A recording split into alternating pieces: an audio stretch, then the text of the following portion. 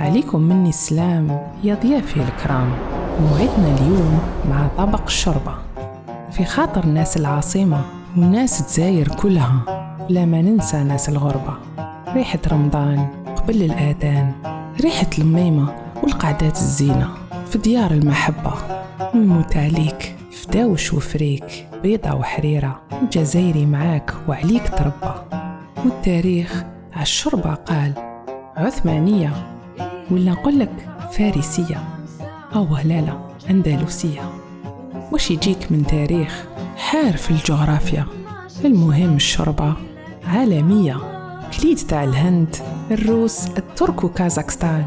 تغيروا الأذواق وتغيروا الألوان، والشوربة اللي نحبها وتربيت عليها جزائرية، أصلها من مطبخ عمتي ناجية، مقطفة وتقطف القلوب، سخيخنا وبنينة، شريبة كما يحب الخاطر، والخاطر يمشي غير بالنية.